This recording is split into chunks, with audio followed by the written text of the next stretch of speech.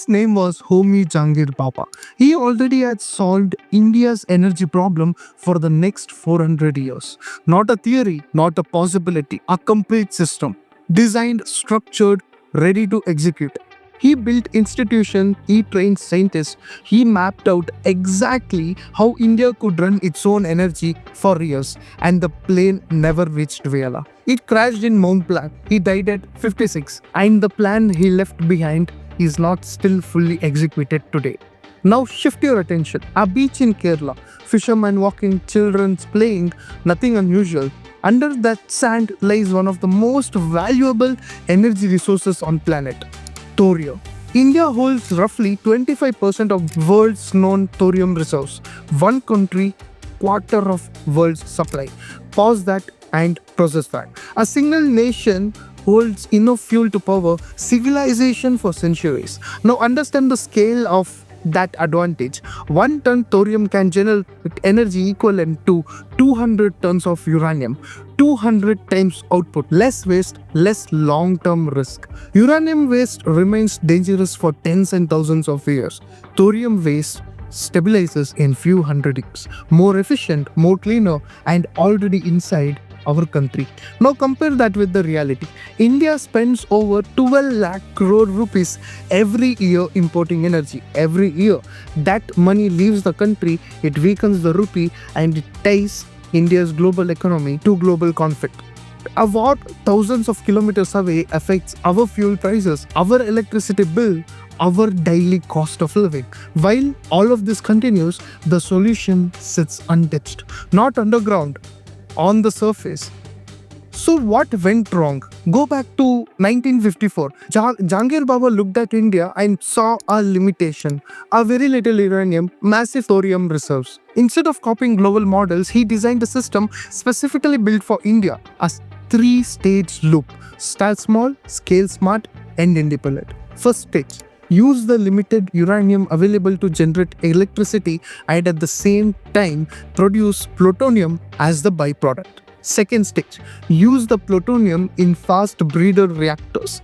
Those reactors generate more fuels than they consume, and process slowly convert thorium into usable fuel. Third stage, once enough fuel is created, shift entirely to thorium. No imports, no dependency. A closed energy loop controlled within the country. It wasn't just a plan, it was a long-term strategy designed decades ahead of its time. And it depended on one critical piece, the middle stage, fast breeder reactors. Without them, the entire system fails. Now look at what actually happened.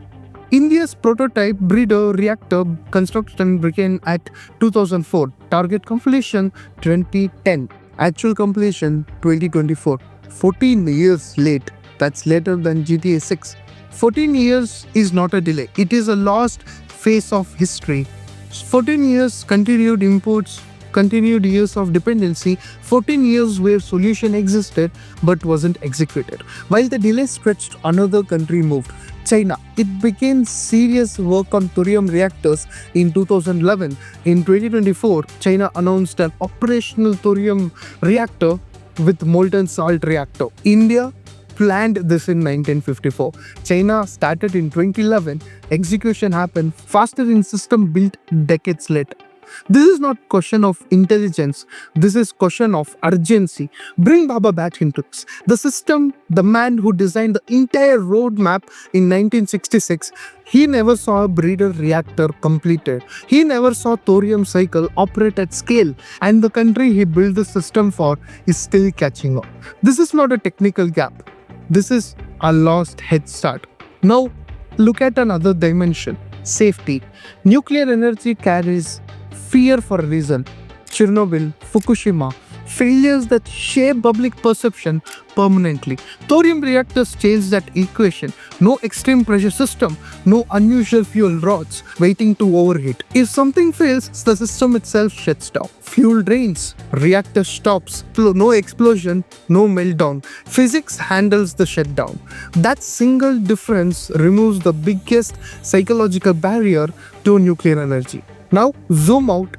A country with massive thorium reserve, a 75-year-old plan, a safer reactor model, and And yet, nuclear energy still forms a small portion of total energy. So, what is the actual problem?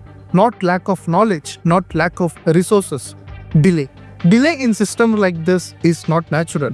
It compounds. 1 year becomes 10, 10 year becomes a generation. While one country debates, the other one builds. While one system waits, the other one scales. Now brings us back to our lives. Every fuel price increase, even a rupee, impacts our life drastically. Electricity bill reflects our dependence. Transportation, manufacturing, inflation, cost of living, while the energy sits in a very close proximity to us. When a country imports energy, it imports vulnerability. Control shifts outside its borders. So this is not just about thorium. This is about decisions. India had the knowledge, it had the resources, it had the plan. What it didn't have was urgency. The gap defines the outcome. Because potential means nothing without execution. The thorium is still there. The plan still works. The science hasn't changed. The opportunity hasn't disappeared. The only time has moved forward. Every year, the delay is not just India losing its time, it's lost independence. The thorium in Kerala has waited for millions of years. The only question left is how much longer India is gonna make it wait. This is Akash signing off. See you in the next one. Take care.